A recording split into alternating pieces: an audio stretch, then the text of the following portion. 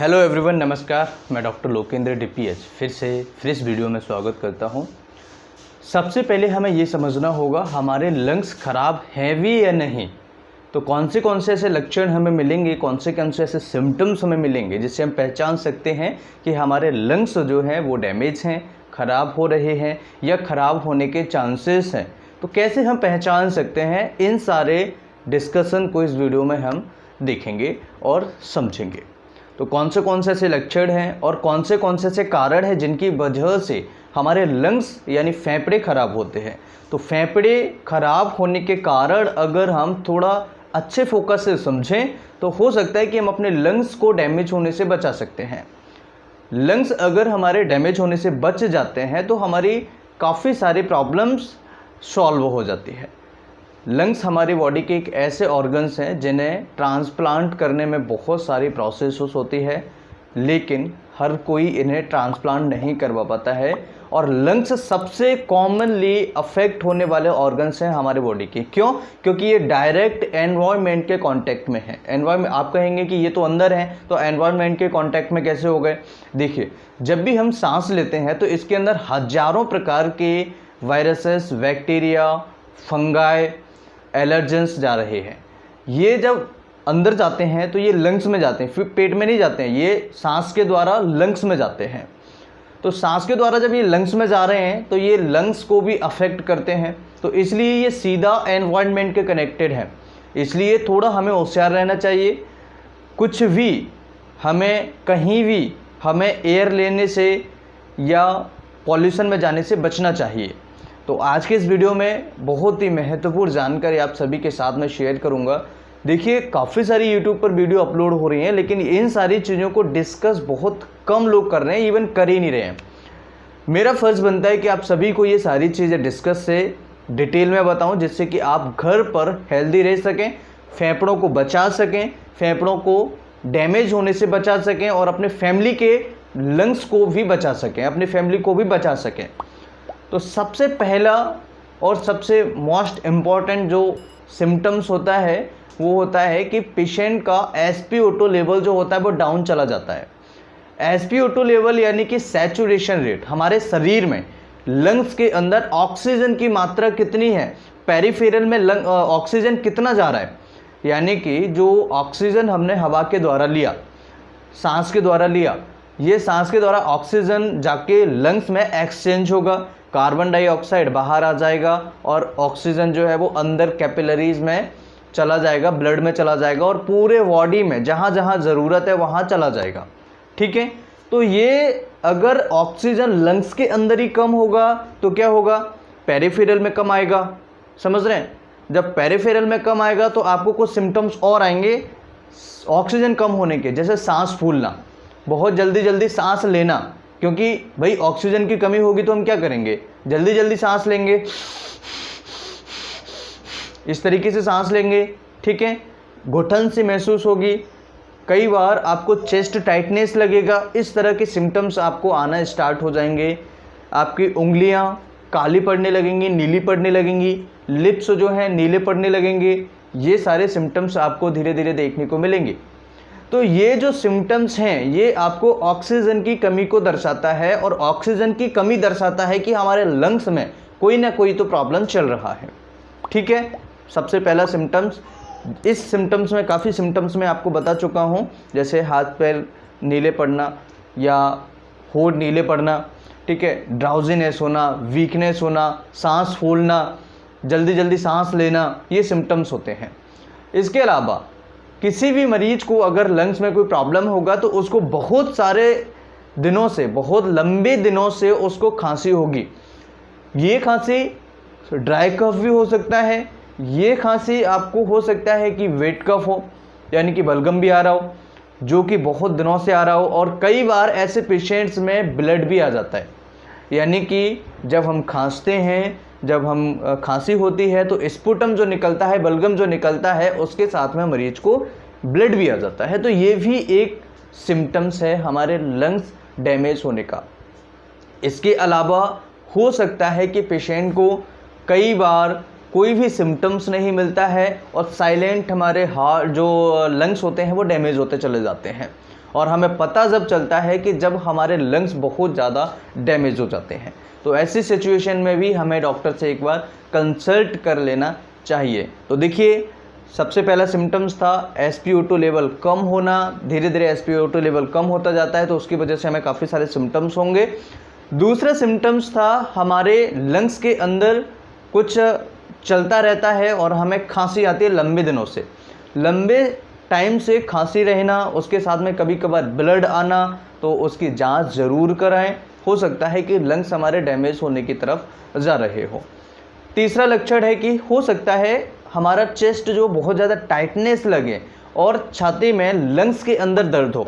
अब देखिए, यहाँ पर लंग्स का दर्द और चेस्ट का यानी हार्ट का दर्द जो होता है वो दोनों को डिफ्रेंशिएट करना ज़रूरी है। पता चले कि हम हार्ट के चक्कर में बैठे हैं और पेन हो रहा है हमें लंग्स का, और या फिर हम लंग्स के चक्कर में बैठे हैं दर्द हो रहा है हमें हार्ट का, तो ये भी कन्फ्यूजन क्लियर करना ज़रूरी है। इसे कैसे क्लियर करें? देखिए, जो चेस्ट का पेन होता है वो खांसी के साथ आता है। कई बार जैसे हम खांसेंगे तब होगा, या फिर आपको इस साइड में नीचे की साइड में होगा दर्द आपको ज़्यादातर, या ऊपर के लोब में होगा ज़्यादातर आपको पेन। ठीक है, हार्ट का दर्द जो होता है वो लेफ़्ट साइड में होता है। लेफ़्ट साइड में आपका जो निप्पल है उसके आसपास के एरिया में नीचे की तरफ होता है, मिडिल साइड में। ठीक है, तो ये जो होता है ये चेस्ट का दर्द होता है, हार्ट का दर्द होता है। और ये हार्ट का दर्द जो होता है वो यहाँ पर रेडिएट करता है, यानी कि यहाँ से यहाँ तक आएगा, यहाँ तक भी ये रेडिएट करेगा, गले तक भी चला जाता है, यहाँ तक भी आपको चला जाता है। अगर आपको चेस्ट का यानी हार्ट का दर्द है तो आपको काफ़ी सारी और भी प्रॉब्लम्स आएगी। चेस्ट टाइटनेस लगेगी, घबराहट, बेचैनी जैसी होगी, चेस्ट बहुत ज़्यादा टाइटनेस हो जाएगा, जैसे जकड़ लिया है किसी ने, ऐसा सिम्टम्स आपको देखने को मिलेगा अगर हार्ट का दर्द होगा। तो लंग्स का दर्द होगा तो ये प्लूरेटिक पेन होता है, लोअर साइड में होगा, अपर साइड में होगा, या पीछे की साइड में होगा, सांस लेते समय होगा या सांस छोड़ते समय होगा, ये दर्द होता है लंग्स का। ठीक है, खांसते समय होगा, ये भी लंग्स का दर्द होता है। तो ये सिम्टम्स हैं आपके। अगर लंग्स जो है डैमेज हो रहे हैं, डैमेज होने से अगर हमें बचाना है तो ये सिम्टम्स को हमें फोकस ज़रूर करना होगा। उसके बाद पेशेंट का क्या होता है, जो गैसेस होती हैं जैसे कार्बन डाइऑक्साइड है वो बढ़ जाती है, कार्बोलिक एसिड जो होते हैं, ये सारे के सारे गैसेस जो होते हैं धीरे धीरे बढ़ने लगते हैं। तो एक फेस पर कॉम्प्लेक्सन आने लगता है धीरे धीरे, और बॉडी हमारी इंडिकेशन देने लगती है कि कहीं ना कहीं बॉडी में गड़बड़ है। तो सबसे पहला 2-3 चीज़ें आपको याद रखनी है कि अगर पेशेंट का SpO2 लेवल कम हो रहा है, पेशेंट को घबराहट, बेचैनी हो रही है, अगर पेशेंट बहुत ज़्यादा थका हुआ महसूस करता है, जल्दी जल्दी सांस लेता है, अगर पेशेंट का CO2 लेवल बढ़ रहा है। देखिए, CO2 लेवल आप घर पर चेक नहीं कर सकते हैं, तो CO2 लेवल लेकिन बढ़ता है ऐसी सिचुएशंस में, तब भी आपको प्रॉब्लम्स होती है। इसके बाद में आपको RR होता है, RR मतलब कि रेस्पिरेटरी रेट। रेस्पिरेटरी रेट हमारी कितनी होनी चाहिए? ये 16 से 20-22 के बीच में होनी चाहिए, 22 से ऊपर नहीं होनी चाहिए। और ये नीचे अगर हम बात करें तो 14-12 से नीचे नहीं आनी चाहिए। ठीक है, तो अगर 16 के आसपास है, 15 है, 14 है, 16 है, 17, 18, 19, 20 है, तो ये नॉर्मल होता है। इससे ऊपर जा रहा है, किसी का 30 आ रहा है, किसी का 40 आ रहा है, तो डॉक्टर से तुरंत जाकर मिलें। किसी का आ रहा है 8 ही आ रहा है किसी का, तो डॉक्टर से ज़रूर मिलें एक बार। ठीक है, ये सारी चीज़ों को आपको एक साथ में इंक्लूड करना है। दूसरा, आपको चलने फिरने पर सांस फूलना। कई बार क्या होता है कि अस्थमा के जो पेशेंट्स होते हैं वो अगर थोड़ा बहुत चलने फिरने लगते हैं उनको बहुत ज़्यादा प्रॉब्लम्स क्रिएट होती है। तो ऐसे ही अगर किसी को कोई प्रॉब्लम नहीं है लेकिन अगर उसको लग रहा है कि लंग्स में थोड़ा बहुत प्रॉब्लम है, तो अगर वो थोड़ा बहुत भी चलेगा उस पेशेंट को बहुत ज़्यादा सांस फूलना स्टार्ट हो जाएगी, पेशेंट बहुत जल्दी सांस लेगा, अस्थमा जैसी कंडीशंस हो जाती है। ये भी एक सिम्टम्स होता है हमारे लंग्स डैमेज होने का। कारण क्या क्या होते हैं, कारण समझना बहुत ज़्यादा ज़रूरी है। अगर हम कारण समझ लेते हैं तो आधी बीमारी हमारी वैसे ही ठीक हो जाती है। कारण सबसे पहला हो सकता है कि मरीज को लंबे समय से कोई बैक्टीरियल इन्फेक्शन हो, कोई वायरल इन्फेक्शन हो। ये मोस्ट ऑफ द केसेस में देखने को मिला है। दूसरा, इसके अलावा अब देखिए वायरल कोई भी हो सकता है, बैक्टीरियल भी कोई भी हो सकता है। फॉर एग्जाम्पल अगर हम समझें तो जो पेंडेमिक चल रहा है, इसके अलावा ट्यूबरकुलोसिस है, लंग कैंसर है, फाइब्रोसिस है, ये सारी चीज़ें हैं। इंटरस्टिशियल लंग्स डिसीज़ होना, कई बार क्या होता है कि हम जो पेशेंट्स होते हैं बहुत ज़्यादा ऐसी फैक्ट्री के कांटेक्ट में रहते हैं जिनमें पॉल्यूशंस कंटिन्यूसली रहता है। तो पॉल्यूशंस, धुआं, परागकण या किसी को एलर्जी होना। तो ऐसी सिचुएशन में क्या होता है, बहुत ज़्यादा टार इकट्ठा होता है। स्मोकिंग जो करते हैं, स्मोकिंग करने से भी टार इकट्ठा होता है। तो ऐसी सिचुएशन में क्या होता है, एल्वोलाइज वगैरह में ज़्यादा स्पेस नहीं होता है, तब भी हमारे लंग्स बहुत ज़्यादा डैमेज होना स्टार्ट हो जाते हैं। तो ऐसे सिचुएशन में भी आपको ये प्रॉब्लम्स आएगी। तो स्मोकिंग भी एक कारण है। जो लंबे समय से पॉल्यूशन वाली फैक्ट्रियों में हैं, वो भी हो सकता है कि उनको भी ये एक पॉजिटिव प्रॉब्लम हो, जो कि आपको वो हटानी पड़ेगी। ठीक है, तो यहाँ पर इंटरस्टिशियल प्रॉब्लम्स हो जाते हैं टार इकट्ठा होने की वजह से। इसके अलावा COPD एक most of the common cause है। ठीक है, इसके अलावा आपको हो सकता है किसी भी पेशेंट को ट्यूबरक्लोसिस हो, लंग्स डिसीज हो, फाइब्रोसिस हो। ठीक है, हो सकता है किसी पेशेंट को निमोनिया हो, लंबे समय से क्रॉनिक निमोनिया चल रहा हो सकता है किसी को इंजरी हुई हो, फेफड़ों के आसपास कहीं उसको चोट लगी हो, रिब्स कोई फ्रैक्चर हुई हो जो कि लंग्स को डैमेज कर रही हो, ऐसा भी कई बार हो जाता है। तो ये सारी चीज़ें आपके लंग्स को डैमेज करती हैं। देखिए, फिर से एक बार कारण को समझ लेते हैं। अल्कोहल का ज़्यादा सेवन करना, बैक्टीरियल इन्फेक्शन, वायरल इन्फेक्शन, इसके अलावा लंबे समय तक किसी ऐसे ऑर्गेनिज्म के कांटेक्ट में रहना, किसी ऐसे पॉल्यूशन वाले काम के कांटेक्ट में, जैसे फ्यूल है या जिनको बहुत ज़्यादा जो निकेल होता है, एबस्टिस वगैरह होते हैं, जो ऐसे कांटेक्ट में ज़्यादा रहते हैं, उनको भी लंग्स डैमेज होने के चांसेस होते हैं।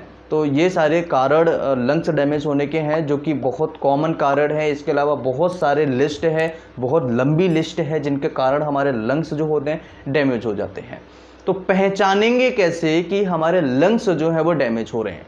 ठीक है, कारण हमने समझ लिए और हमने समझा कि कैसे पहचानेंगे, इसके सिम्टम्स थे। तो जो सिम्टम्स मोस्ट इम्पॉर्टेंट थे वो हमने समझ लिए हैं कि हमें अगर ये सारे सिम्टम्स हैं, जैसे कि सांस फूलना बार बार, थोड़ा बहुत चलने फिरने पर, थोड़ा बहुत काम करने पर सांस फूलना, बहुत जल्दी जल्दी सांस लेना, SpO2 लेवल कम होना, सैचुरेशन कम गिरना। सैचुरेशन कितना होना चाहिए? नॉर्मल 94 से नीचे नहीं आना चाहिए, इस बात को आप याद रखें। 94 से ऊपर होना चाहिए, 94% से ऊपर होना चाहिए। एक होता है 6 मिनट वॉक। अगर 6 मिनट का वीडियो वॉक आपने नहीं देखा है तो आई बटन में आपको मिल जाएगा। हम ऑलरेडी उस वीडियो को बना चुके हैं, जिस पे आपका बहुत सारा प्यार मिला, बहुत ज़्यादा आप सभी ने सपोर्ट किया उस वीडियो को। उस वीडियो के लिंक हम वीडियो के आई बटन में दे देते हैं, यहाँ से आप देख सकते हैं। तो 6 मिनट वॉक भी एक है जो कि हम बता चुके हैं आपको, उस वीडियो को भी देख सकते हैं। तो SpO2 लेवल कम होना, सांस फूलना बहुत ज़्यादा, थोड़ा बहुत चलने फिरने पर बहुत ज़्यादा दिक्कत होना, वीकनेस, कमी सी महसूस होना और लंग्स में दर्द होना, खांसते समय खून आना, या हो सकता है कि लंबे समय से मरीज को बहुत ज़्यादा खांसी है, वीक है, पेशेंट का वजन नहीं बढ़ रहा है, पेशेंट को फीवर आ जाता है रात में। इस तरह से हम पहचान सकते हैं कि हमारे लंग्स जो हैं वो डैमेज हो रहे हैं।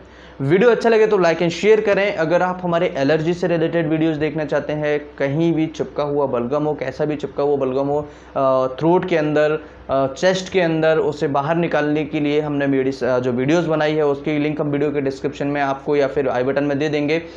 और काफ़ी सारी वीडियोज़ लंग्स के लिए कौन सी एक्सरसाइज करना चाहिए घर पर, जिन्हें हम लंग्स अपने अच्छे तरीके से स्ट्रॉन्ग बना सकते हैं, वो भी वीडियो हमने ऑलरेडी पब्लिश कर चुका है। बहुत अच्छे तरीके के उस पर भी सारे टिप्स हमने बताए हुए हैं। उस वीडियो को भी ज़रूर देखिए। आप सभी का उस वीडियो पर भी बहुत प्यार मिला, उस वीडियो को भी ज़रूर देखें, जिससे कि हम अपने लंग्स को घर पर अच्छे तरीके से स्ट्रॉन्ग कर सकते हैं। वीडियो अच्छा लगे तो लाइक एंड शेयर करें, कुछ पूछा जाए तो कमेंट करें। अगर आप हमारे नए चैनल पर विजिट नहीं किए हैं तो नए चैनल की लिंक हमने वीडियो के डिस्क्रिप्शन में दी हुई है। फिर मिलते हैं।